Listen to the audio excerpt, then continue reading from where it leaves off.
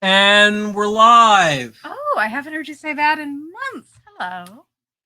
We've been very busy. We're live. Hello, everyone. Kim, can you check to see if we're streaming? I think we have certainly another will. 45 seconds lag. Let me just disappear for a moment. I'm Richard. That's Kim. She's I'm checking Kim. the Facebook stream. Steven Luftman, please say hello. Wave. Hello, I'm Steven Luftman. Excellent. Nathan Marsak, please say hello. Hello. Okay, good. So I'm going to just simply read the title on this slide of this webinar. The Bizarre B'nai B'rith Lodge Demolition Threat, Free LA Preservation Talk #1. So, gentlemen, I'm so excited that we're going to spend the next 45 minutes to an hour talking about this building and, Steven, your HCM application. So, in order to do that, I'd like to properly introduce both of you. We're going to sorry, let me just look ahead. So we're going to introduce both you and Nathan, both you and Steven properly. Then Nathan, we're going to play the latest installment of the Cranky Preservationist on-site visit to the B'nai B'rith Community Center. And we're streaming. Okay, good. So Facebook is working, yay. And then Nathan, once we play your video, we'll give you an opportunity to explain, maybe you think that you next time you wear a different seersucker pattern, if there is such a thing. And then Steven will get into the heavy lifting of your application, which Nathan sort of glosses over very well, as only Nathan can. And then we'll look at the barriers and we'll take questions. So I guess. Do you have a handout for everyone? I do. So let me quickly paste things into the chat just before we get any farther, because this is what I'm supposed to do. Look at you. You're so well organized. Oops. It's really spooky, honestly. No, it isn't. Okay, cool. Let me just paste this into the chat. People in the chat? I don't know, but they'll see it. And then I'm just pasting in the handout. And so we have a handout, and if you go on the side, there's a chat and a Q&A tab and a handout tab. And the handout tab will let you download the PDF of the handout. Which is full of links and things. And if somebody in the chat could just say hi, I think that would make Richard feel validated. I'm validated. I'm really validated. Nathan, we're going to introduce you first, okay? Oh, Steven, let's look at your pin you're wearing now that we have a slightly larger screen for presenters. I'm in honor of our great leader, Jimmy Hoffa, who strengthened our union and increased pay. May or may not be in my backyard, I'm not saying. He might be in the pool of the B'nai B'rith building. That's right. Is that one of the possibilities? No. Well, I think that's a reason to preserve. He was there. We know for a fact he was at the B'nai B'rith building when it was the Teamster Hall. Good. Fantastic. Okay. We don't want it. If we go too deep into that, we'll just bring up Kurt Meyer, and I'll get. We'll be in a lot of trouble. Chat is working. I see some friendly names there. So let's get. So we're so happy you're here. And by the way, we are streaming on Facebook as well. But for anyone who's watching on Facebook, the actual chat is happening on our Big Marker platform. You can still sign up for the webinar. Yeah, sure. Yeah, so just head over to the link that's at the top there if you'd like to be part of the chat. Otherwise, hi, Facebook friends. Wow. Remote streaming transfer protocols. Okay, Nathan Marsak, Future my now. good friend. By the way, we took this photograph a couple of years ago. This building has burned almost to the ground. Since then, it wasn't in great shape when we took this photo. Do we remember what street this is on? This is on Was this Grandview? Yeah, this is Grandview. Yeah. So Nathan, you have books. Tell us about your books. And a new book coming out. That's right. Well, the first book was Bunker Hill, Los Angeles, full of all sorts of incredible stuff. And the editor said, "What's with all this horrible crime? It's a depressing slog." And I said, "What am I going to do with all this depressing crime?" And Kim actually said, "You know what? Make a zine out of it." So I made Bunker Noir. Not at all what I had in mind. I was thinking you were going to do a little like handheld thing, like murder can be fun. Instead, you did. I thought I was going to go to Kinko's at 2 a.m. and print up something or actually get a job so that I could use the Xerox machine at Fred's place of employment. But I did this instead. It's incredible. Go buy one. And then the new one. So have you ever been down on Bunker Hill and you looked around and you said, like, what the hell is that? Well, yes. Now you'll know, because you'll have the handy dandy guide of all 64 major structures on Bunker Hill that you are going to be able to look up as you walk the hill or sit in your Barca lounger at home. And it's going to be incredible. I'm thinking might be a couple months because I got to design the whole thing. I'm proofing it right now, and you're not allowed to use all of that academic lingo. So I'm taking all your academic lingo in and putting beatnik slang instead. Thank you. I was love thinking, it. you know what Bunker Hill really needs is more beatnik slang. Straight out of the fridge, Daddy-o. Nathan, I don't want to get ahead of ourselves, but I believe that Grand Central Market's information booth will soon be selling your Bunker Hill Noir. And you are getting ahead of yourself. Let's continue. Yeah. Okay. Nathan, you have a website, bunkerhilllosangeles.com. I do. Go there now. I just put up a new post about the late lamented, well, rarely lamented Will's Mansion. I can't believe you found a photograph with evidence of lizard people drilling. So cool. And you have a Substack, and that's how you get alerted about these upcoming posts. You know, Stephen, if you had a Substack, we'd have a slide like this for you. We've had this conversation with Stephen. This is why I do Nathan first, so Stephen gets to think about it.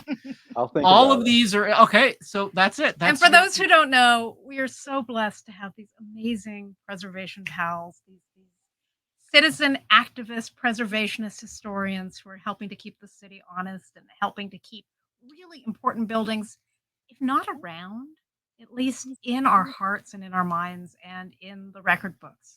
So this is one we're trying to save, and we love the work that you guys do, especially you, Stephen. And these are all in your handout. So Stephen, that's a photo of you. Actually, Nathan, do you want to tell us where that photo is taken? Where is that? That's second at Hill. That's in front of the Clay Street reconstruction. That's right along Angeles. Oh, that's right. There's the Hardy Holzman Pfeiffer Colburn edition in the background, and he's right there against the Dworsky. You can tell Dworsky concrete anywhere. It's so modular. Steve, what were you doing there? Why were you? Was this the Bunker Hill walk that started a lava walk? Sunday I think this was a walking tour that was about 15 or 16 hours long. And by the end, we all needed IV drips. But this webinar is not going to be like that. Let's not reminisce. Let's not remiss. We're going to debut a brand new Cranky Preservationist video, which is about your new and very contentious landmark nominations, Stephen. Right. And then we're going to talk about it. So we have to introduce Stephen. So Stephen, a lot of your work in historic cultural monument applications has to do with the Ellis Act and Rent Stabilization Ordinance. So I come to here's your first one.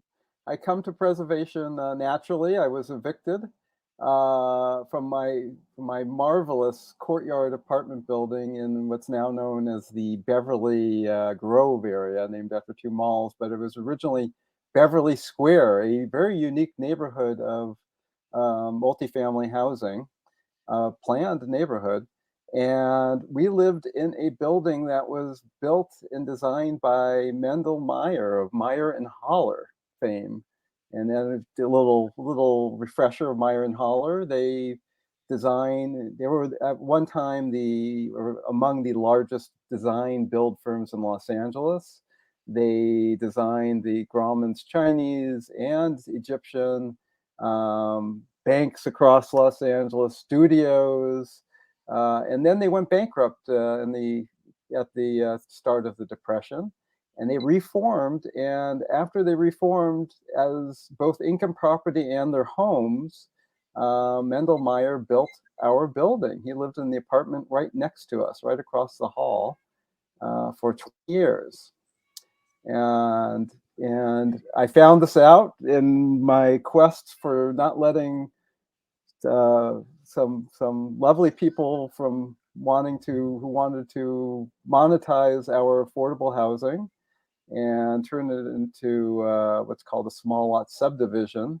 And so I wrote my first application, and it is now a monument, and it is now they've turned our beautiful apartment into condominiums, but it is still there. The building is there, the landmark. Okay, Perfect. work. And very quickly, because we cannot ignore this.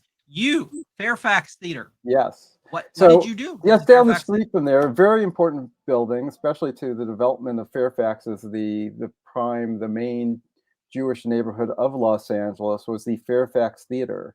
The first Jewish delicatessen on Fairfax Boulevard was located within the storefronts of this theater. The first kosher meat market and the first Jewish bakery, also in this building, built in 1930, opened up in 1930. And it really was this epicenter of the Jewish community. They had fundraisers for all the major synagogues in the area. They had fundraisers to raise war bonds, to kill Nazis. It was very important for the Jewish area. Take my money. There was previously an attempt to nominate it in 2010, and it failed. In the Dark Ages, when no one knew anything Dark about Ages, it. and they barely touched upon the fact that it was so important as a Jewish neighborhood. It is now listed both nationally on the National Register and a local historic cultural monument. And it is still vacant. The theater itself is vacant, but there are some of the legacy shops that serve the neighborhood are still there, and I urge you to patronize them.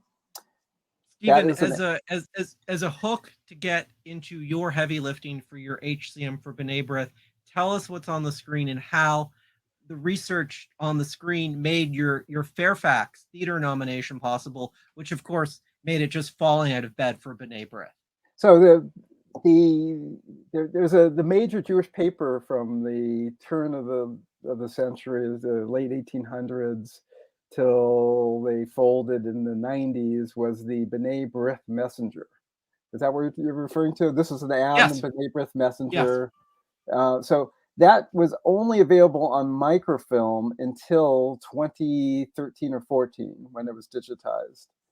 So in order to do the research that I was able to do starting 2 years ago, if it was 10 years ago, I would have had to go to New York. It was the New York Public Library, and go through the microfilm. So now it's all digitized. It's all available on the National Library of Israel's website as a part of their Jewish newspaper project across the world, and you could just do searches on that, and that's what I used to do most of my research for the theater, and quite a bit of research for the B'nai B'rith building. When you did that, you found that this reject, this building that the city of Los Angeles said was not of sufficient merit, actually was so important that not only was it a city landmark, it ended up on the National Register. It is on the National Register. Yep. You can't assume that you've seen everything, because not everything is on the internet. You hope it'll get on the internet. Yep. You can't say no until you. Okay, let's take a breath. Nathan, we're going to show your Cranky Preservationist video. I think this comes in just shy of 8 minutes. So this is a heavy lift. And then Steven, after the video, we'll give Nathan a couple minutes to wrap it up, and then we'll get into the heavy lifting of your HCM. What have I forgotten, darling? No, I just want to introduce this series. So the Cranky Preservationist is a character. Nathan and I have been doing things for many, many years. And many of those things were character-based. Yeah. We had a radio program at UC Santa Barbara called The Manny Chavez Show.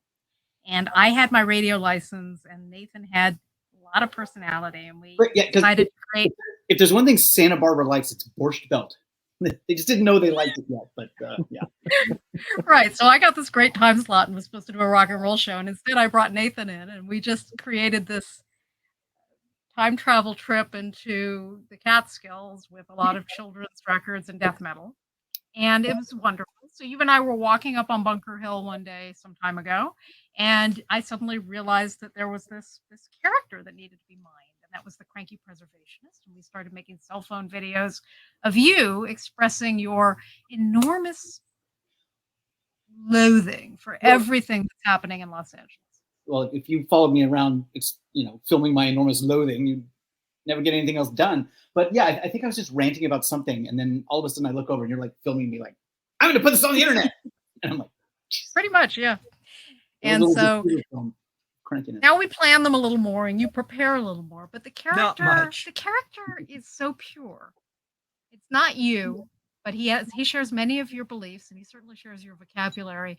And it's a wonderful way, I think, to get out into the field, to explore these spaces, because a lot of preservation work is just done in this sort of wonky way when you're reading old archival newspapers and you're calling into public meetings, but to actually physically go out into a place and advocate and to do it with humor and love and rage.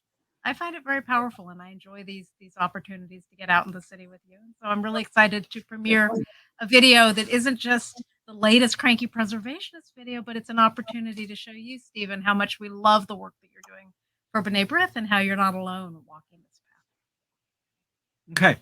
Nathan, you're going to have a chance to talk about your video when we're done. Steven, take a breath. I'm sure everything that I need to say is in the video, and I'll probably just turn it straight over to Steven because honestly, he's the man. He's the guy that's going to Nathan and Steven, I want you to look on the left-hand side of the lower part of your panel and turn both your camera and your microphones off. Okay? No cheating. Look over. Go away. There you go. Oh, that's good. gone. Okay. All right. I'm going to turn ours off as well, and we're going to play this video.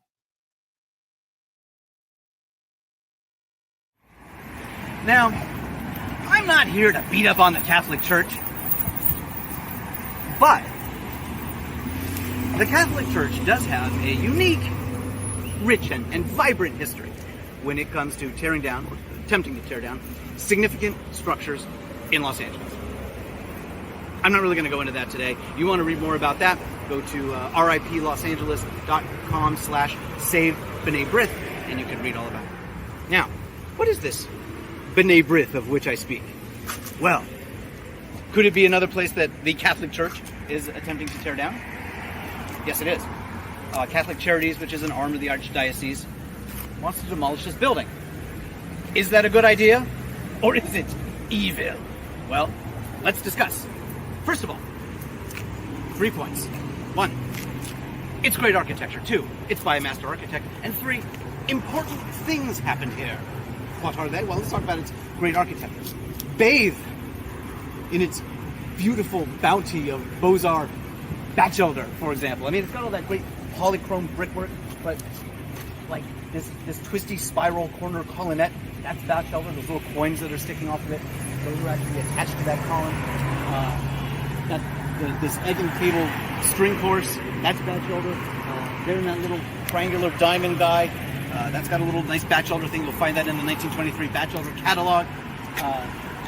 All the wonderful architrave with all that floral, that's all Batchelder. You get my point. It's an amazing, amazing structure. Samuel Tilden Norton. You know Samuel Tilden Norton from his multiple synagogues, his theaters, the Greek Theater, for example. He was president of the AIA. He founded the Hillcrest Country Club. He's Samuel Tilden Norton, for everybody's sake. And what is this place? This B'nai B'rith? Well, B'nai B'rith, the International Order of B'nai B'rith, Jewish men's organization. It's full of gymnasiums and a swimming pool and lockers and dining rooms and meeting halls and all that good stuff. And it's just, it's fantastic. It's the center of Jewish life. Now, the Depression hit them hard. It's built in 1923-4. They sell it in 1930 to the Fraternal Order of Eagles. In 1935, it's sold to the Safeway employees. But in 1941, now if you look very closely, you'll notice that wagon wheel over there. The cartouches above the windows used to have menorahs on them. Now they have wagon wheels, which is the symbol of the International Brotherhood of Teamsters. And it actually says AFL and another one up there, and then there's American flags. It becomes Teamster Hall. Anything that happened that was important Teamster-wise happened in this building after 1941. All the transit strikes, the truck strikes, the bus strikes, right there. And you can't think about the Teamsters without thinking about their ugly racism, which was solved right here. If you were black and you show up and you're like, hey, I want to drive this bus. No, UPS wouldn't hire you. Greyhound lines are like, black guys, no. John T. Williams, first African-American head of the Teamsters, said, this ends right now, and it ended right here. Chief Parker said, let's integrate the LAPD. Nobody remembers that about him. The fire department fought kicking and screaming for like 16 months to keep from being segregated. And it was John T. Williams said, that ends right now, right here. Like, that's the sort of history that this amazing building has. But it's all going to be, at the bottom, a landfill. Should that be? I say no. For example, Catholic Charities Inc. gets sent a letter that says, well, we want to landmark this building, obviously, because it's a freaking slam dunk. And the Right Reverend Monsignor Gregory Cox says, and I quote, well, we can't landmark it because that would make a substantial financial hardship on us. Let's examine that claim. It's a 60,000 square foot lot with like 42,000 feet of parking lot. So he wants to build a Liso village. It's like a youth at risk, which is fantastic, don't get me wrong.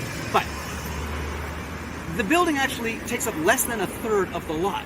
And all the things that he wants to have, like a little like youth center, rec center, walkers and the building already has.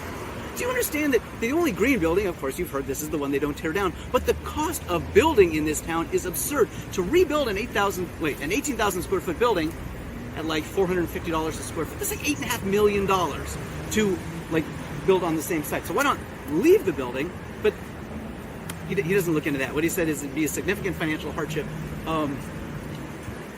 According to the June 2021 audit of Catholic Charities Incorporated, they have assets in excess of $400 million. 2018 IRS filings show that Catholic Charities made $62 million that year and made $57 million in 2019, the next year. Now, if you and I made that kind of money, half of it would go to the government. The state of California would take 10%, feds would take 40%.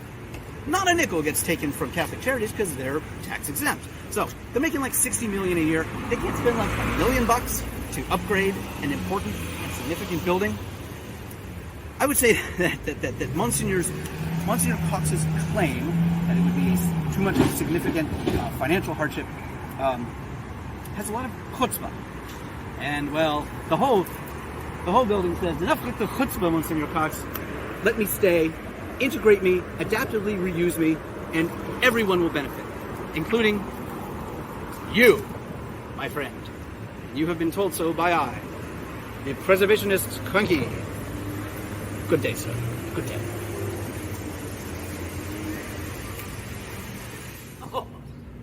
Oh, and one other thing. In case you're thinking, oh, the poor Catholic Charities, it's their one building down here. First of all, they have like 10 of these complexes. But just in this area, there's the Chancery, the Archdiocese Chancery, designed by Merle Lee Barker and G. Lawrence Ott in 1951. It's a great piece of that Roman brick, late modern, that we love so much. This is also an Archdiocese building.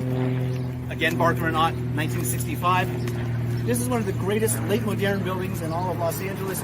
Barker and Ott, 1954. The old Tidings building. He loves it. And over here, we have the rectory that was designed by Albert C. Martin. It's one of my very favorite structures in all of Los Angeles. Built for the Archbishop in 1922, right here. And then adjacent, built on the former Our Lady of Guadalupe. And then, of course, it's next to one of the greatest churches in all of Christendom, which is Emmanuel, 1927.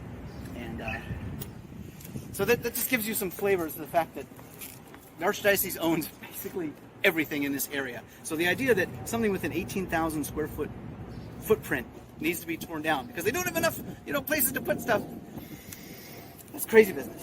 And I want to point out too that retaining and maintaining an already built structure is, as you may know, there's God commanding us to do so, is to be green. It's the green thing to do here on Green Street Avenue. So do it, people. Do it for the children and our future. I thank you. Thank you. And as you can see, the rectory is made. The rectory, I hardly knew he is made of. Wait, can we talk about this wall? Now this is the exact sort of wall that you see at 4th and Olive where the Fremont Hotel from 1902 used to be. And in fact, this used to be the site of the Church of Our Virgin of the Sister of Our Lady of Guadalupe. I may have added some words to that, but this wall is ancient. And it's my favorite part of Los Angeles. I know I say that a lot, but I only talk in superlatives. And that's my favorite thing to say about Los Angeles. Woohoo!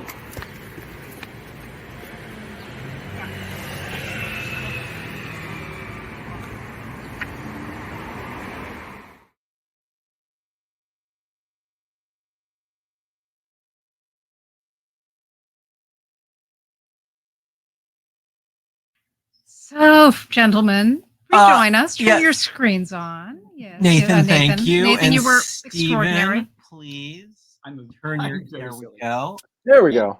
And I want to point out Excellent. Being joined by. Yeah, there's Pumpkin Patch. I love it. So what's interesting about that wonderful wall at the end is, of course, the entire parcel has a lot of relics of old LA, even though it's mostly a early mid-century compound. And around the other side of B'nai B'rith, there's another beautiful wall that is warped and bubbling because someone has set fires against it. So that's a especially beautiful and wonderful wall that has not suffered from the fire of vandalism. I'm going to put my headphones back on because I can't hear as well. Okay, do it. Okay. Yeah, you mean the wall geeky, but running up Union Street, there's like two separate walls. One that's I think like a granite, but the other one further up is like red sandstone. So it's and if you ever wondered what happens to beautiful red sandstone like the 1891 courthouse when you, I don't know, put a flamethrower against it, the answer is it bubbles and turns into clinker brick. It's terrible. Nathan, I want to get Nathan. That was amazing. Is there anything you'd like? I think I said a couple of things in there. I think I said that Catholic Charities was going to call this Aliso Village, which of course is public housing from it's a whole other thing. It's going to be called Union Village. That's Catholic Charities' idea, is to take over that whole, tear everything down and build, Union Village when they could, as I pointed out, very easily incorporate B'nai B'rith. So, but anyway, but you should ask me questions. I'm just going to start babbling. I like what you said here because you're talking about the fact that the building, as far as we know, still contains a lot of the features, the function of this new project that they want to build. Right. And you're also talking about the enormous cost of tearing down, building fresh. You didn't really mention the issue of landfill, but landfill is a problem. You have to, you tear all that stuff down, you have to drive it across Southern California and put it somewhere. I love the greenness, and I love the fact that Green Avenue is right there with a message of God. Ironic. This is a super cool project. I'm so glad they want to turn this disused building that's been vacant for years and the giant parking lot behind it into something for young people who need help making the transition from the foster system into independence. And I support it, and I'm excited to see it. And I think that the people making this happen are coming from one perspective. They're social services providers. They're not interested in architecture and history. They're in the moment. And I think we bring a different perspective, and I really want to be part of the conversation. I think we will. And Nathan, don't do anything. You're right with us, but I wanna now get to the heavy lifting, to Steven and his historic cultural monument application and the roadblock. And in order to do that, I just because we haven't really situated this for people that are not familiar with this building explicitly. So let me just take a breath. Well, that's how it happens always. Most people jump onto these landmarking campaigns when those of us who keep our eyes peeled and our ear to the ground are already deep in it. So it can be a little hard to bring people up to speed sometimes, but that's our job. I meant literally physically where it is. Oh, okay. And so just a map. So this right. It's like, wait, is it on Union? Is it on James Wood? Right. Where is it? So that's a big map of Los Angeles. It's okay. There's a slightly closer up. So it's in the heart of what we call Pico Union. It's just to the south and to the east of MacArthur Park. And could you walk there from downtown LA? You could. Yeah. It's so James M. Wood Boulevard used to be 9th Street. I can't believe they named a street after the guy from Videodrome. But... James M. Wood was head of the AFL in the last years of his life in the mid-90s. So I think this building has a bit to do with it. And Steven, let's go. Some more about its location, because location's very important. Sure. Oh, sure. It is okay. Great. Do you want a map? Yeah, stay on that one. So it is there's actually the Westlake redevelopment area, which is formerly an area that was formed to redevelop it, and because it was impoverished, and it was formerly controlled by the CRA, the California Redevelopment Agency, which was dissolved, I think in 2009, 10. So now, 2012. But 12, okay. But because it's in that zone still exists, and because it's in that zone is the reason why this building is still standing.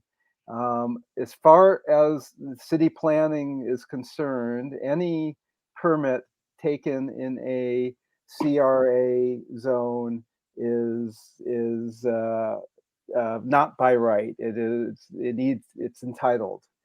So they, even though all they're asking for right now, they actually asked for it, the Catholic Charities, as soon as they bought the building in 2019, they asked to get a demolition permit. The building was named in 2 different surveys as a historic building. And because of that, the planning department, the Office of Historic Resources, says that in order for you to get that permit, you have to do a historic resources report and say why it's okay to tear down this historic building, this very important historic building. Now, just parenthetically, as we're looking at the building from the corner, Nathan, our Cranky Preservationist video was entirely shot from this angle and then walking to the right towards downtown. But if we continued north up along Union, we would have come to that melted wall, and we also would have come to a bit of sticky tape that's still on the facade from when they had a demolition permit that was on the wall. Yeah, and the 30-day this warning. permit was, the application was filed, people saw it. That's how we found out about it. David Silvas saw it, and it was voided and peeled off, but there's still a little evidence in the way of some sticky tape. Yeah, so it's empty. They have a guard I want to there. put them in my collection. They have a cranky security guy there, which I appreciate, because otherwise other buildings that are empty have suffered bad fates. He's cranky, but he's nice. You can talk to him. Yeah, But he's definitely firm. He's firm, yes. Yeah, he's firm. And yeah, so the building is still there because of this quirk, that if it was a few blocks away, it would be outside the zone, and they could have gotten their demo permit in 30 days after they submitted the application. So they're purposely Well, I'm not. so glad that didn't happen. Yeah, Because and they're Nathan purposely would have not. had to glue himself to the building. Yeah, they're purposely not asking for permits for the whole project, because that, even if it wasn't in the CRA zone, they would have to do a environmental report on it. Right, and then Coalition for an Equitable Westlake would file one of those odd challenges. Right, we're getting ahead of ourselves. Okay, we're going to get to okay. barriers let me tell you why safety and life vests at the end. I want to. Okay. This is a great story. So I should tell you why it's historic. So in order for a building to be a monument in the city of Los Angeles, it has to meet one of 3 different criterias. And this building meets multiple criterias. It's important. It meets 2 of 1 and 1 of 1. Does that make sense? What that means, but I'm going to hear what that means. It means, part of it is because it's this beautiful Beaux-Arts building that was a former home of the Independent Order of the B'nai B'rith. It was built so that's part of it, because it's such an incredible building architecturally, built by this very prominent architect of Los Angeles, whose mother is credited as the first Jewish child born in Los Angeles. Wow. Yeah. And he never went to college. He interned a couple of years in Los Angeles and a couple of years in New York, came back and opened his own practice. It's Tilden Norton, and he built his firm up to be one of the premier firms in Los Angeles. He had help in that his father, who was a shoe salesman, started as an immigrant shoe salesman, bought up lots of Broadway, of South Broadway. So his father, so many of his commissions were on land his father owned. So that got him a head start, but he was obviously very talented, built some beautiful buildings, including the first 2 Sinai synagogues, and then was one of the 3 architects on the Wilshire Synagogue. And for 20 years, I believe, the last 20 years of his life, he was the president of the Wilshire, the Wilshire Temple. Very distinguished architect with an amazing Yes, career in very Los Angeles, and beautiful, beautiful structure. And beautiful buildings, beautiful brickwork. And if you go just a few blocks away from this, the Second Sinai Temple has very similar artwork and Batchelder tile. So it meets it because not of allowed that. to talk about that because that's a distraction. It's a distraction, but I'm convinced that they bought all of that wonderful Batchelder in bulk so that both buildings could be. They might have gotten a good deal, you know. They got a good deal. Wholesale. So, Steven, I've put this slide on the screen because it does a couple things. It jumps us ahead to the Union, but it also shows us the basement meeting room. No, that's not the basement meeting room. I think that's the main meeting room, but we're facing, and this where the camera is pointed, and I'm pretty sure it's pointed southeast. Yeah. So you have the windows are behind, or on the right side of the two-story windows that reach from the second story to the third story are to the right of this photo, just outside of the photo. Your slight uncertainty is because this building has been locked up for many years. Before that, it was a Korean church and probably school and community space. And no one that we know has been in it to photograph it, and they will not give you access. No, they won't. Yeah, so you'll get in one day. So we've got this great community hall, which obviously for fundraisers for the Jewish community, for just social gatherings, right? Banquets, and then it's weddings for being used by the unions as a hall. So in 1941, the Teamsters, let me get because there's many different parts of the Teamsters. This was Los Angeles Joint Council Teamsters 42. Purchased the building to be their headquarters for many locals of Los Angeles. It didn't cover the locals down near San Pedro, but for most of Los Angeles, all the locals had their offices here. And all the votes. The street named Union or the Union Hall? What was that? Oh, the street named Union. I believe the street's named after the Union, as in the Union against the Confederacy. Right, and then unions gravitate to it because it's been union. My grandfather's pharmacy was kitty corner to this building. What did your grandfather like to do? The Union Pharmacy. We're not going to talk about that. Prescriptions. Onward. But I just mentioned in passing, Union is a very old name. It was an old. My grandfather was in the shoe business. Here we go.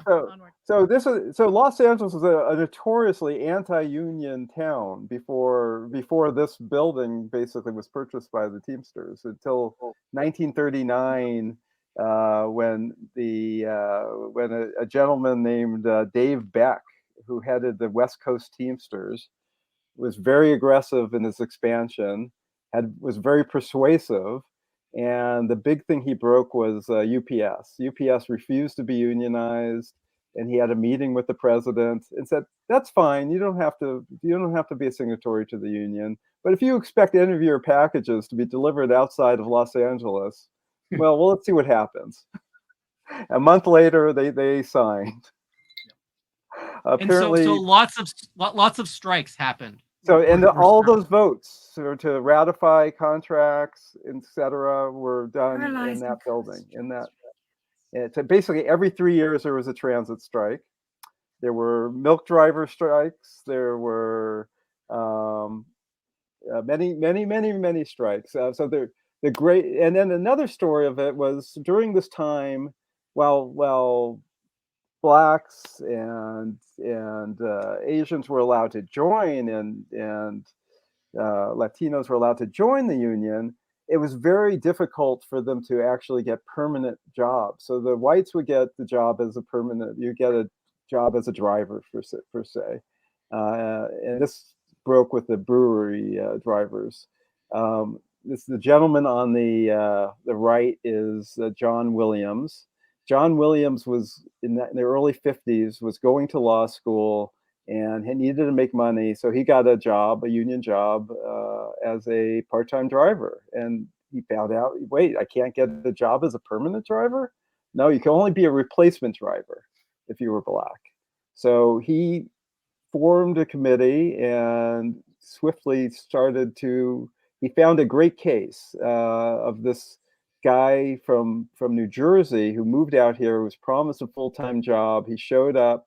He was a union driver for breweries in New Jersey, full-time. He showed up here for his full-time job, and they said, "You're not getting a full-time job." And John Williams brought that to the nationally. It was written up in all the papers. Many of the articles on the civil rights actions within the Union were only covered by the African American papers, but this was actually covered slightly in the Los Angeles Times too.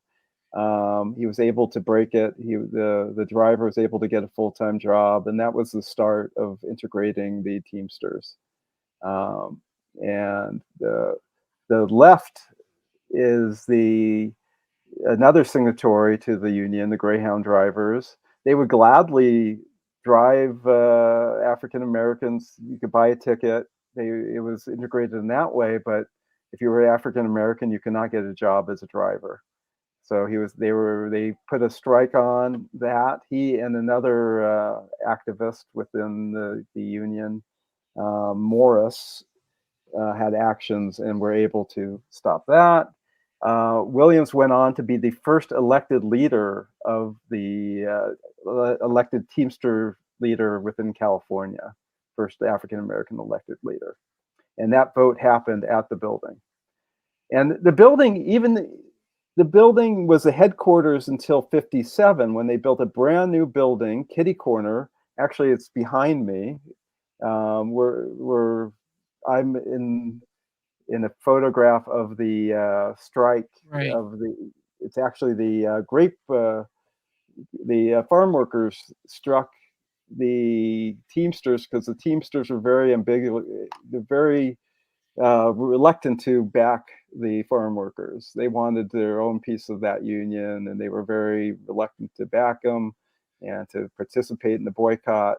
So where I'm sitting in this photograph is the new building that was built in 1957, which is now a parking lot, which is a huge parking lot, which they can build anything they want there. Right. Wait, do they own it? I don't know if they own it or not. But they own almost, as Nathan pointed out, they own almost everything else. We're talking about parking lots. I want to get back to B'nai B'rith and the Exodus West out of Boyle Heights for a couple more minutes before we get into the Bachelder.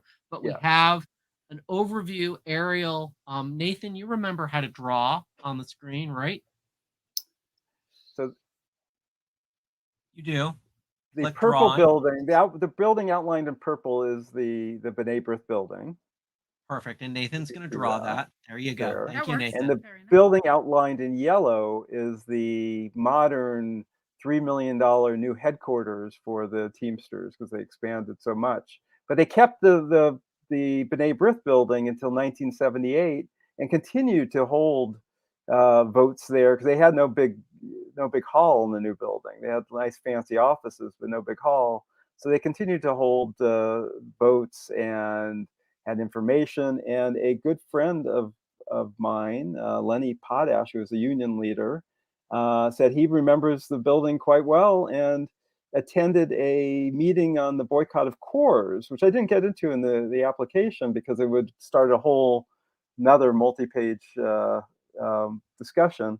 Is that the union signed on to be supporters of the Coors boycott. It started in 1978, the year that they sold the building, and he went to a meeting here about the Coors boycott at the building. And the Coors boycott is really interesting. One little side note is that the owners of Coors, the Coors family, maybe they were a little right wing, and they didn't realize a little bit. They all of a sudden, amongst the many supporters of the Coors boycott was the gay community of San Francisco, and one of the Coors boys said, "I never realized we had such great sales from the gay community in San Francisco until they stopped buying our beer." their sales were cut in half. So. Have I circled in sort of fluorescent green? Is that the parking lot basically that takes up most of the parcel? No. Okay. That's the parking lot is just to the it's because it's at a diagonal. above it to the left. That's the parking Getting lot really next close. to your father's building. Oh, But there it is. Yeah. So that's the parking okay. lot, sort of where. Can I draw on it or? Yeah. I wish you would. Okay. The parking lot. How do I do this? Do I have to pick up something? Never mind. Click drawing. Do you see that? There you go. Hey, there you go. All right, hold on. I'm not going to try. Do it again. Do it again, Steven. Do it again. Do it one more time. I don't know what I'm clicking. Okay. So this is, I don't see anything that says draw. Let's move on. Never mind. Oh, drawing. I got it. You did that. There we go. What are we looking at now? Yes, this is it. Where I'm circling right now. That's the parking lot. Okay, so that's a lot of empty space that it's they basically contiguous to the building they want to demolish. It's about almost 2 times the size of the building they want to demolish. And it's really nice. We walked over to it and you're up quite high. You get some great vistas around the neighborhood. In fact, from the parking lot, you have the most wonderful view of the apartment building where Mrs. Patty was hit over the head with a brick by her boyfriend, and then he put her inside the Murphy bed closet, and then he sort of hung her by the clothes hook and put the Murphy bed up on top of her. And the neighbors heard it happen, but they didn't want to get involved because it would be nosy to be persnickety in a small apartment house where everyone could hear everyone else's business. And Mrs. Patty hung inside that Murphy bed for several days until she expired. And that's on one of our true crime tours. It is.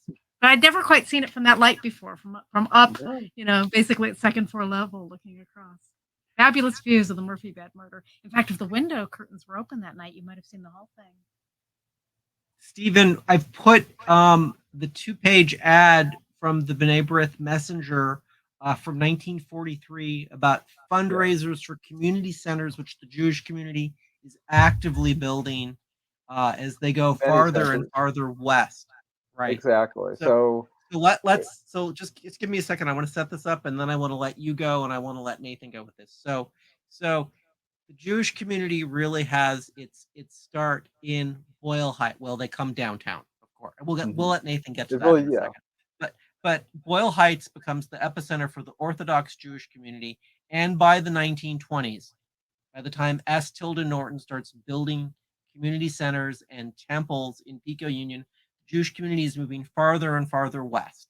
My great uncle had a shul in this immediate vicinity, and then again he moved in the 50s. He moved even farther west to Pico Robertson. So Stephen, do you just sort of want to take us down the fundraising path, which the Fairfax Theater played a big part of in the drive to leave Boyle Heights and start coming farther and farther west into Los Angeles proper? So they had the earliest Jewish community center was the Esoto, Michigan, and it was done by a beautiful building that was torn down by Gill. Did Gill tear that down, Mr. Cedillo, or who tore it down? Actually, no one had anything to do with that because the federal government was federal, allowed to do that.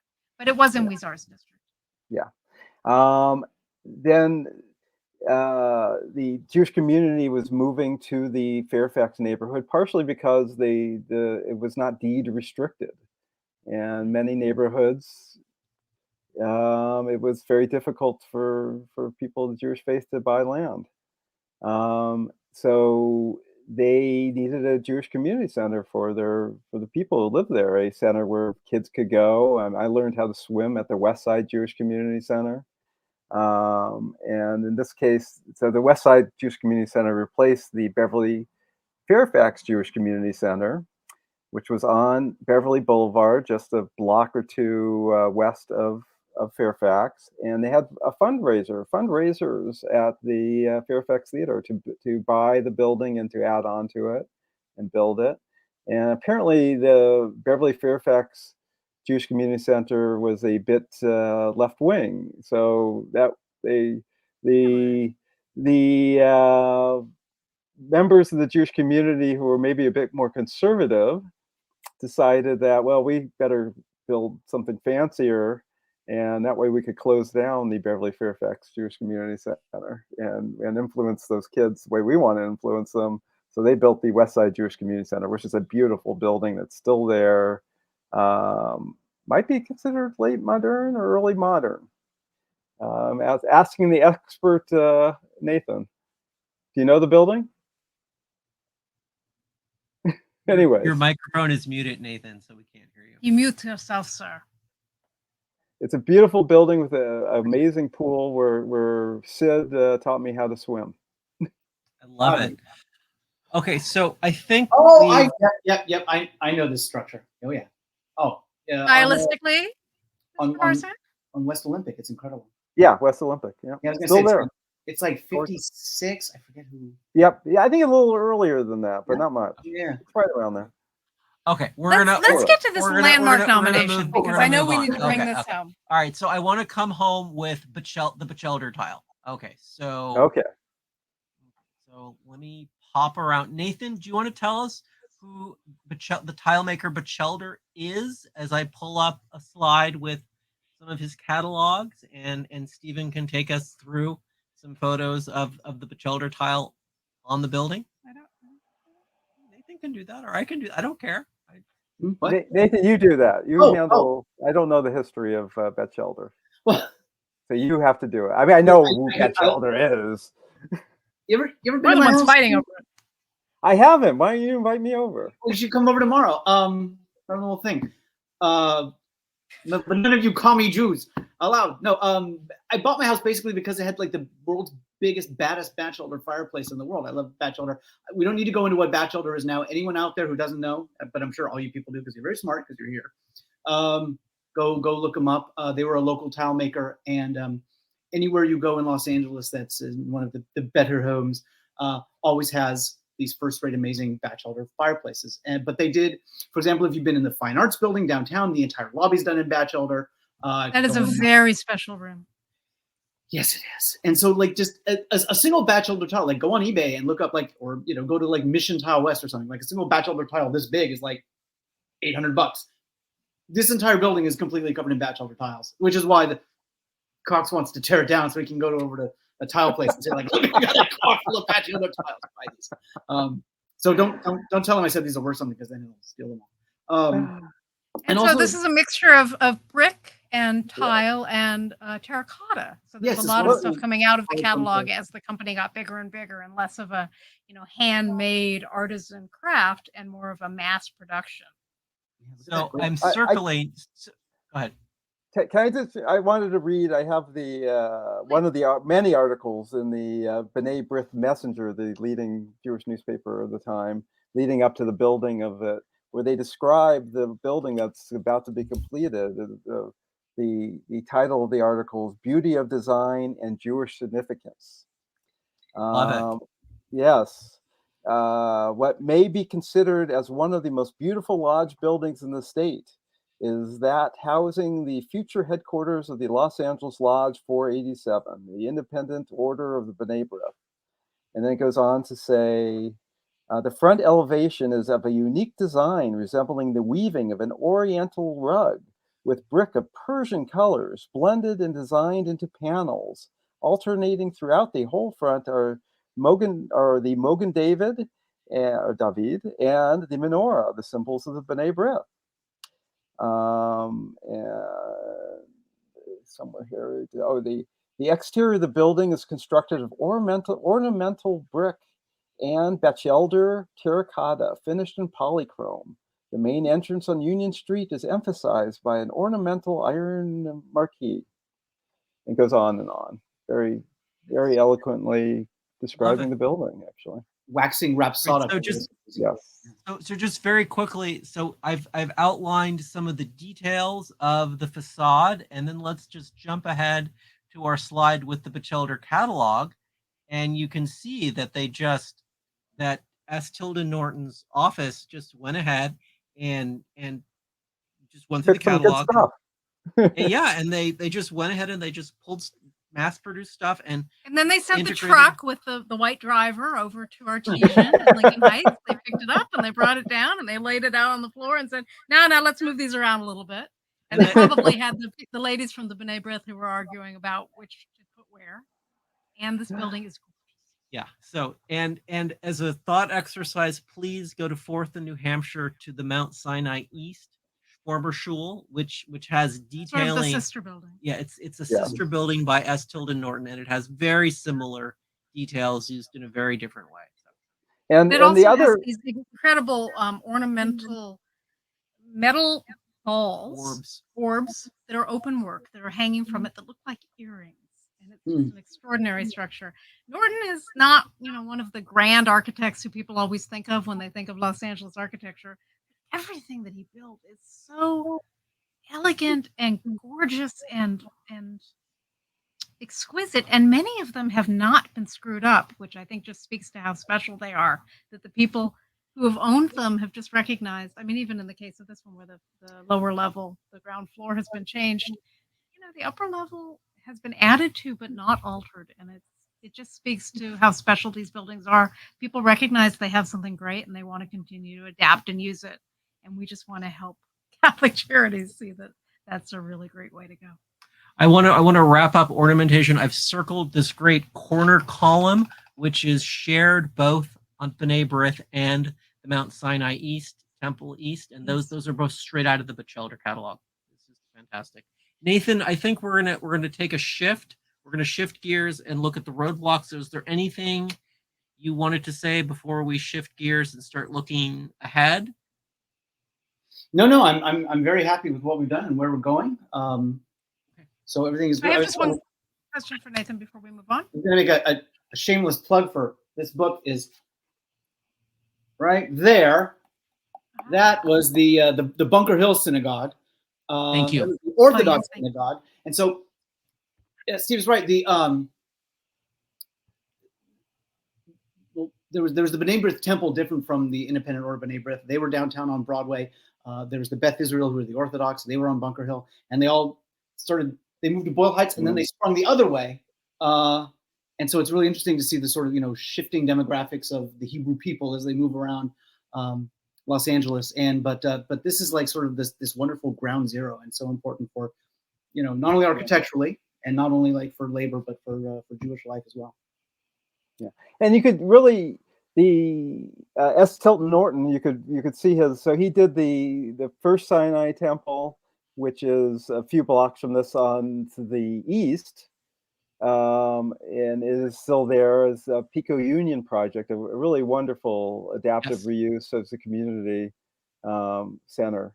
Right, and it still has like the amazing stained glass windows with the Stars of David and everything, and it's like this community center for the neighborhood, and everybody it's wonderful adaptive reuse. And then they moved west, so he followed them. He did the second temple, the second Sinai Temple that's just to the west of this building. Fourth in New Hampshire. Thank you. And then when I think it was the year he died, actually, they built the current Sinai Temple, which is in Westwood on the corner of Wilshire. Can't move any further west because they've lost their architect, so they're just going to have to be happy. That's right. He was, but you could look at the migration of the Sinai Temple to see the migration of the people. It's interesting. Kim, you had a question for Nathan, and I don't want to. Well, the only thing I want to say, and it's actually for both of you, as we sort of leave the building and head into what the challenges are and what's standing in the way, what would you fellas give if somebody said, "Come on over, we're going to go inside B'nai B'rith today"? How much would you pay? Give my pinky. Your pinky. Not one of the good fingers, but at least a minor finger to be able to go in and see what's there before they gut it, like they did to say, I don't know, the Morrison Hotel. That's another subject. I've seen many permits for drop ceilings, so I think everything's covered up. That's my fear. Well, drop ceilings it's still there. Can be reversed. Yeah. They can be easily reversed. Although usually what they've done is they put in a HVAC system or something like that, and then they drop the ceiling over. But there's nothing that can't be brought back.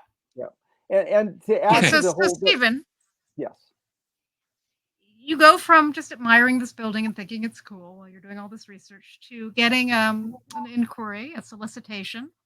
You were asked to write a landmark nomination. Yes, I was asked by somebody who was approached by the Office of Historic Resources, by the City of Los leader of Angeles. that office, to do it. And you want me to get into the controversy? Is that what I'm assuming? Well, I mean, I want to say for anyone who doesn't do landmarks as So a matter there of course, is, like the people here, I yeah, mean, the city can create landmarks themselves. The council member, in this case, but there, Gil's so CEO, there's if they like, wanted to, could seek a landmarking. But instead, there's they asked outside they individuals. did. They asked outside people to. They said we really think this is an important building, and you should landmark it. And So I what agree. happened? It is a Okay. very important building. So there are ordinances. There's both a federal and a state ordinance that give special privileges to religious institutions. It says basically. So there's a national one that's kind of, depending on your feelings about separation of church and state, it's actually reasonable. It just says that a religious organization can say they don't want to be landmarked if it, I'm summarizing, of course, if the landmark will impede their ability to serve their congregation.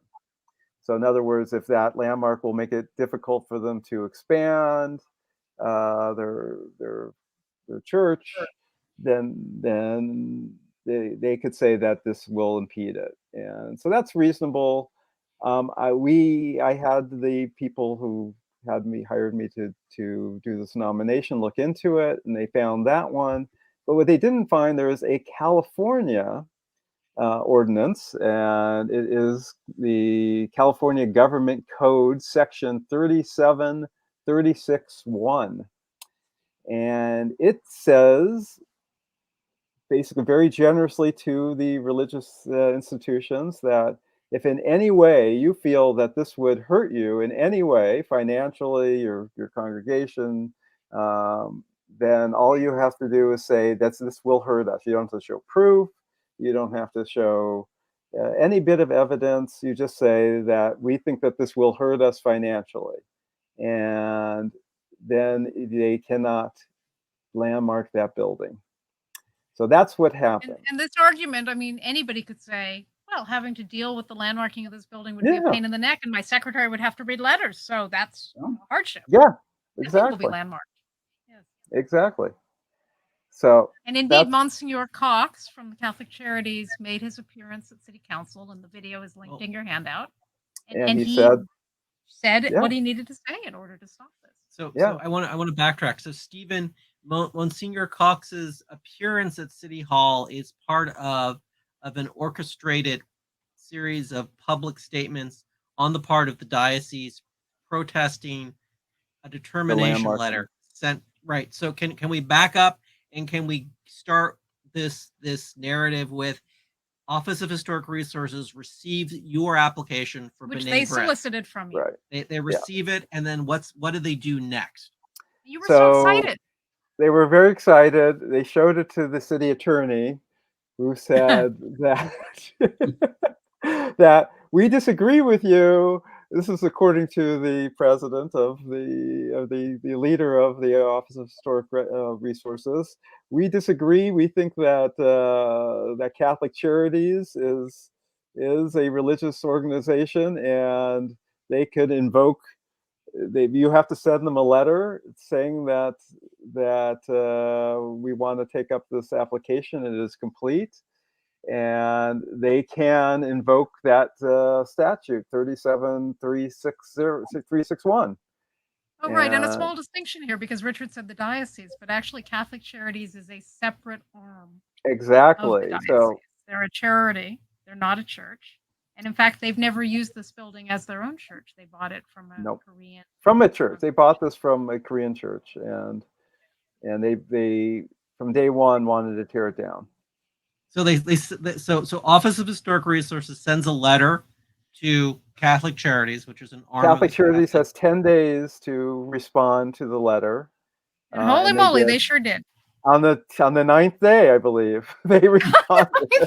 They're just messing with you now. And so that's the video that we have in the handout of Monsignor Cox giving public comment is their public declaration that this is a hardship. It was actually a very special video for a reason that he didn't even realize, which was it was one of the last times that Gil Cedillo, the now losing council member of this district, this incredibly powerful politician who has just been, supposedly he was a really good guy once upon a time, but he's just been the developer's best buddy on the Plum Committee, working hand in glove with Jose Huizar to use dirty tricks and astroturfing to demolish Parker Center and many other things which shall remain unspoken until there are more indictments, I hope. But he lost the election to a community organizer named Eunices Hernandez, who ran a really ethical, strong, powerful campaign, an anti-corruption campaign, and a police abolition campaign, although that's the least of what she's talking about. I know that's important to some constituents, but other people just really liked what she had to say about gentrification and how it hurts the community and how she wants to be a voice for her neighbors because she's from it wasn't, and Cedillo has stopped. The election was not close. She trounced him. And as the numbers started coming in, and it looked, especially as the mail-in votes and the last-minute votes were counted, it was looking worse and worse for him. He just stopped coming to work. He's been excused pretty much since Monsignor Cox came in and said, Honorable Council Member Cedillo, I want to let you know, I oppose, j'accuse, object.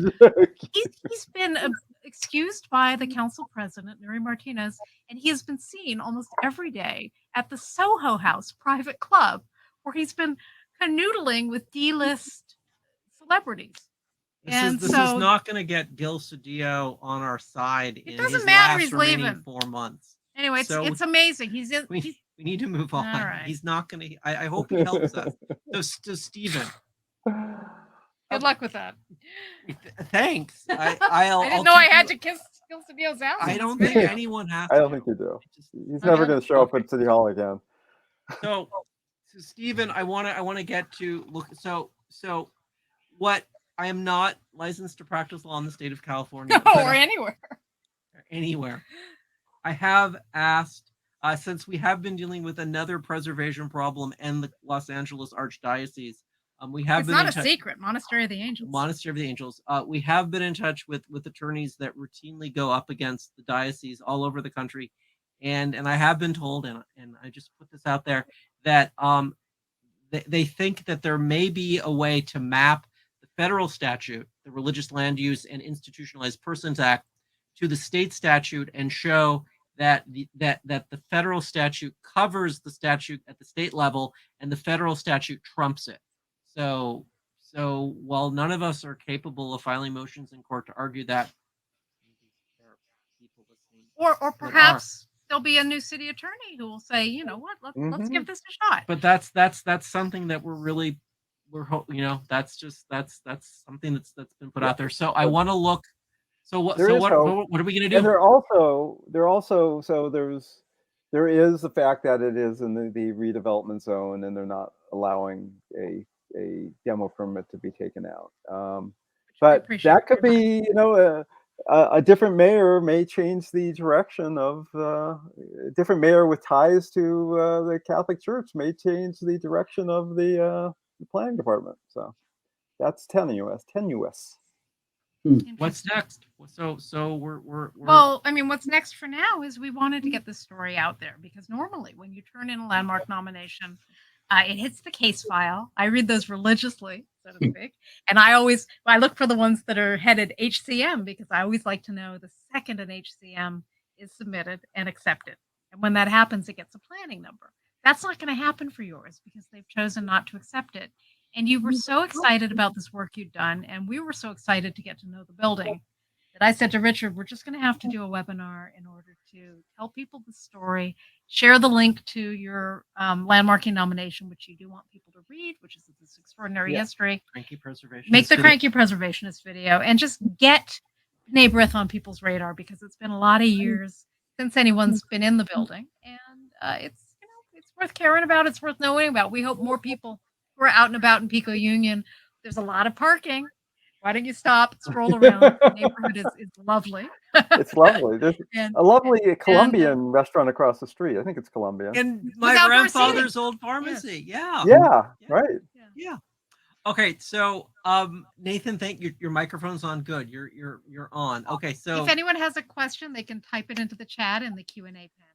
yeah, the handout has an opinion from the U.S. Department of Justice on the religious land use and institution the federal statute. Has an opinion which I think is enlightening. A lot of stuff in the handout. Okay. That's okay. Okay. We've talked a lot. Maybe we've answered all those questions. I'm gonna look on the app and make sure. This video should continue to survive at this link, and also it's streaming live on Facebook. So feel free to share with friends who you think might be interested, and also share those links. All is well. Okay, I don't see any questions. Well, I think you have more slides. What else do you have? Well, I do have more slides. Oh. Ethan, yes, Okay. go. Two couple quick points if people are thinking about their questions. I'm just going to say, okay, and people of faith might find this a fatuous analogy, but I mean, allow me to play devil's advocate, literally. Sort of, like, I'm Lord High Priest, Church of Satan. I mean, I'm not, but hear me out. And I buy, like, I don't know, some place to make, Tam O'Shanter, where like Walt Disney did all his drawings, or I buy an actual Catholic church, an amazing one by like Albert C. Martin. And I decide, like, well, what we really need is a, Church of Satan youth center, so that, teens can eat babies or whatever. No, they don't do that, but you know what I mean. Something so young people can learn to swim in lakes of brimstone. I know. Yeah. Thank you. That's all I ask. And so, like, everyone's supposed to just roll over and say, like, yeah, tear down the Tam O'Shanter because you're Church of Satan, and if you turn in an HCM, like, we're just gonna poo-poo it. I think that's nonsense. I mean, it's a bad law. And I'm going to say most of my friends are Catholic, and a real Catholic. I mean, the real, like, not this Vatican II nonsense, like actual Latin Mass. And so I'm down with them, but it's like, I'm still like, no, like, your ability to worship is great, but I don't think that should give you like a special ability. And I would say this if this was a bunch of Jews saying like, no, you're not allowed to, put an HCM in for, buying Tail of the Pup. We're going to tear it down anyway because it's not kosher. It's literally the biggest non-kosher building there is. I just think this is just bad government policy, and I don't think it should be. It sounds like maybe the California state code should be changed, and perhaps the federal. I mean, they're already making it like bandits not having to pay taxes, and my taxes are killing me. So maybe I'm just being bitter. But there you go. That's my kind of 2 cents on the. No, I don't understand. After all the work that Steve did, they're saying they don't. Yeah. I don't understand why religious organizations have special land use rights. It just does not. How does that fit with the set? Well, I mean, Marge Taylor. Yeah. And again, there's no separation of church and state, I guess. Yeah, and again, the concept that it would be financially difficult for them. I mean, you already heard the numbers that I threw out there in that video, but I think to underscore, like, if they were building something that was like 20 stories, yeah, you'd have to tear down something. 3 stories to build 20 stories, but I don't think they're going to build something 20 stories. It probably wouldn't even be 3 stories. It'd probably be 2. Like what I said was very true. The cost of building in this town is absurd, even more so now with inflation. And the numbers I was throwing out there didn't even take in like, soft costs, like all your architect's fees. So if the whole issue of how green it is, and if they built the highest rated green building possible, it would take 70 years. 70 years to make up the difference of adaptively reusing an existing building to environmentally be the same. So is an excellent argument. There's no good argument for demolishing this building. It's part of our history. Somebody's got a nephew who's an architect who has a dream to build a corner building. And I guess we'll find out. We have a very good question from an attendee who is licensed to practice law in the state of California. I'm gonna summarize. No, you're gonna read it. I like it when you read. It makes me happy. He has a typo. Well, then skip over the typo. Phone. Just read the document. Okay. I believe Loyola Law School is just around the corner. Have any contacts been made to see if clinical projects, e.g. in environmental law, will care to take on some of these legal issues? And that's a great question. From? No, I'm not going to say who it's from. Okay. That's he doesn't. He has a right to privacy. He He is licensed to practice law in the state of California, so it's a good question from an attorney. Well, now that we're going public with this problem, I think that's a great question. I think that's a great idea. I'm reiterating the question from our very intelligent attendee. To answer that question, we wanted to do, so we've done some initial outreach to attorneys, and we hadn't gotten any bites, and we wanted to make this webinar because we really felt that a really good introduction to this cause, in addition to the HCM, would be the ability to watch this webinar and just sort of come up to speed with the players. And realize just how cute we are, all of us. Right. So that's a great question, and I want to start to wrap this up. Steven, vote for Jimmy. Wait, I'm gonna vote for Jimmy. Is there anything we haven't said that you would like to throw out here? Twice.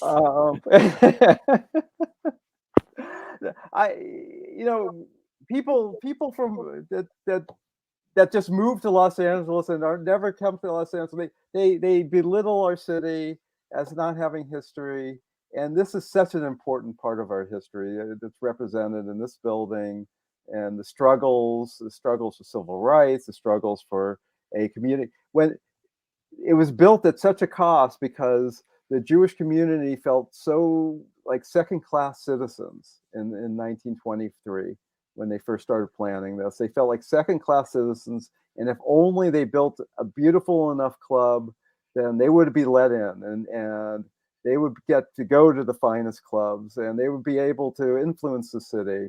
And that's part of the struggle of our city that is told in this building, and to just destroy it for no reason, it's an injustice. Steven, my mother just sent all of us a text message. She loves you. She loves Nathan. Nathan, she's honored that you threw up and passed out in her bathroom when you were in college. In fact, she never cleaned it up because she loved it. No, it's a shrine. It's part of our history. My mother's very proud of both of you and Kim and I. Nathan, do you have anything? We're gonna get your walking tour next Saturday, so don't go let's anywhere. hop to the next slide. Well, I just Nathan because that was a beautiful wrap up from Steven. There's so much to say, and yet I don't know. I mean, I'm going to go tear down the Jonathan Club and the California Club. They think they can tear down B'nai B'rith. Yeah, their club. I think that's next. They're going to sell the California Club. The club wouldn't let us in. Neither of them are on Green Avenue, and I did actually notice some. So Green, it's in my report. Green was a early real estate developer who made his money selling pumps. Oh, water pumps. Yeah. He made a fortune selling. Apparently, he was a kind of a character, and he subdivided that area, which is in the oldest part of Los Angeles. So everything east of Hoover is the original mapping of Los Angeles. Square. And, the diagonal. Off by 38 degrees. I love it. Okay, we're gonna bring this on home. Steven, Richard, what was that, about 45 minutes? Exactly so. Okay, so we're at an hour and 15. It's just nice to see you guys. But let us bring us home and tell you that actually go back. This was last week at Evergreen Cemetery. We actually got a group of people together and took a walk. We wrote this new tour based on the fact that we've had access to all of the archives of the cemetery through this crazy pandemic, which isn't quite over, but we want it to be over. So we're starting to get groups together, and our next walking tour will be with you, Mr. Cranky Preservationist, Nathan Marsak, Bunker Hill, Dead and Alive. So Nathan, you've written 2 books on Bunker Hill. You're coming out with a 3rd, and we're going to give a walking tour out of Grand Central Market. We're just going to walk. We're going to take the escalator, or Angel Slide if it's open, up to Bunker Hill. Gordon Pattison, Native Son, is going to join us. Tell us, your book's going to be on sale at Grand Central Market if people want to buy it. So what are you excited most about this walking tour?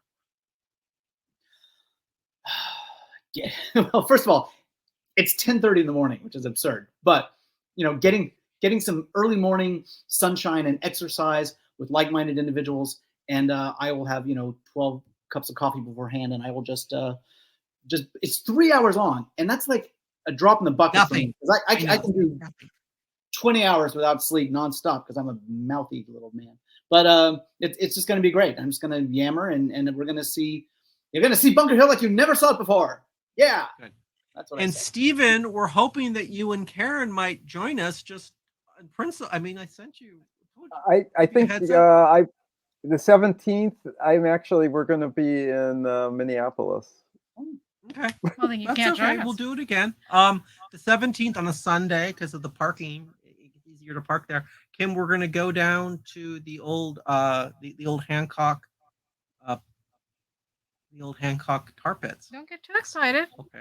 You know, this is not just about the La Brea tar pits, but I realized when we started writing these walking tours with the idea that over the course of 3 hours we could sort of walk in a small, tight footprint and look at things in a much closer sort of way.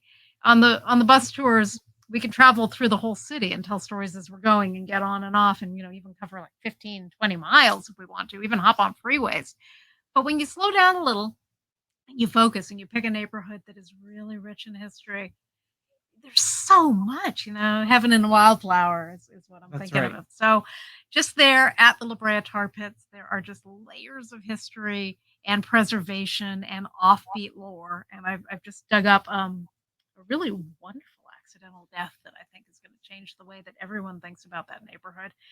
So it's going to be a hoot. And the reason, Nathan, that we're starting so damn early, because I'm not a morning person either, is Richard, my darling, pulled up the temperature history and proved to me that if we do it in that window, we probably won't die. But if we try to do it at like 2 to 5, we're going to be super miserable and people are going to be dropping like flies, including you and your cute your secret suit.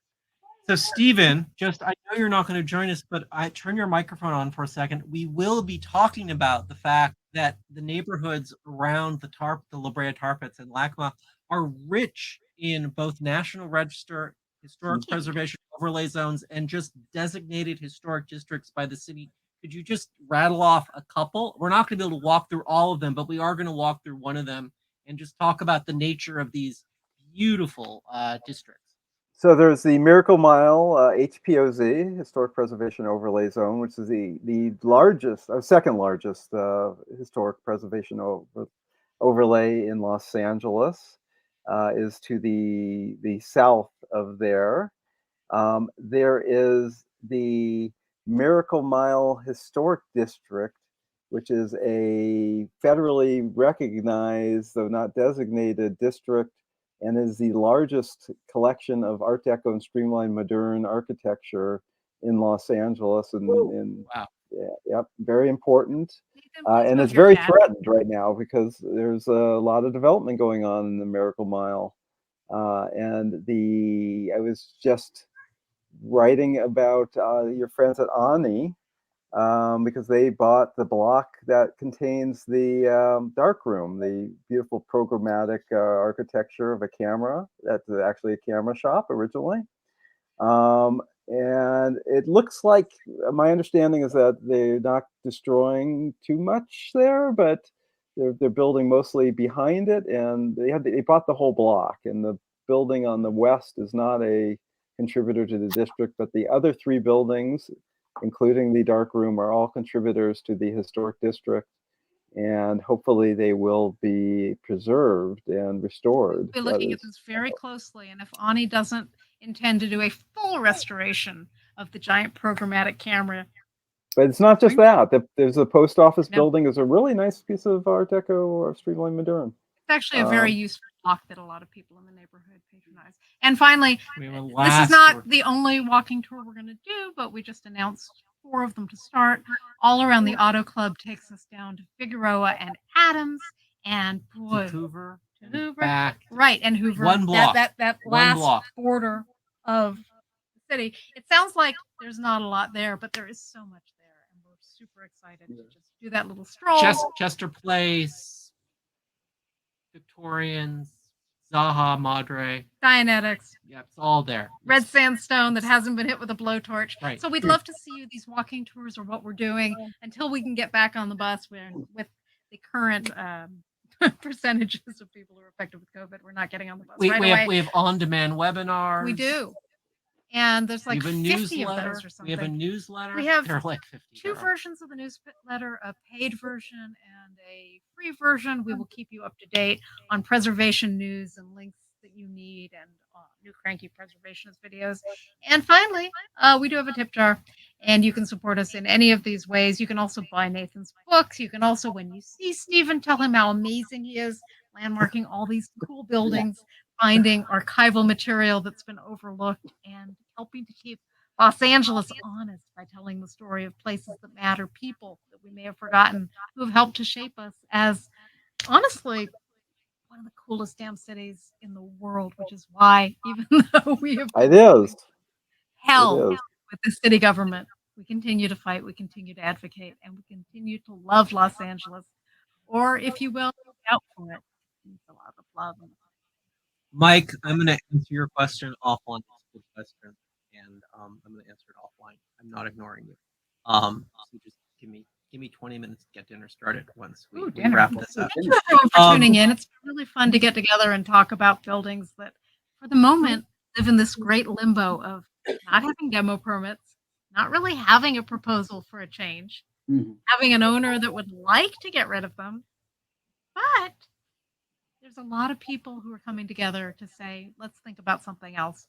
And we get to be part of the conversation too, which is what the best preservationists are, part of the conversation, part of this public policy loop. And that's why we're all here. Nathan, thank you. Thank you, Richard. Thank you, Kim. This has been great, a lot of fun. Steve Luftman, you're doing God's work. You too, Nathan. You too, Richard and Steven, Kim. thank you. I'll be in touch with both of you in the next day or two, and I'm going to go get dinner started. And I'm going to leave everyone with a really exciting piece of news. Are you almost ready to say goodbye? Yeah. Okay. Everyone should know Beverlywood Bakery is closed, but as of this week, the Beverlywood Bakery baked goods are being sold at Factor's Deli, which is just to the west. Just like right there. So go out there, get some arugula, and that's pretty exciting. Yeah. Steven, we were at Beverlywood Bakery. We were there the last day. Yeah. I know. Yeah. I like it when things that We are gone come bought a back. $50 jar of horseradish next to So are they baking it in the No one has old figured this out bakery? yet. Ellen Bloom spotted it and she said she's going to go back. She's very suspicious by nature. I mean, we all are. They closed, but somebody's baking it. And my guess is that the man who was running the bakery, who was so unhappy and was really ready to shut, it turns out he's not the baker. The baker was in the back making that wonderful pastry and bread.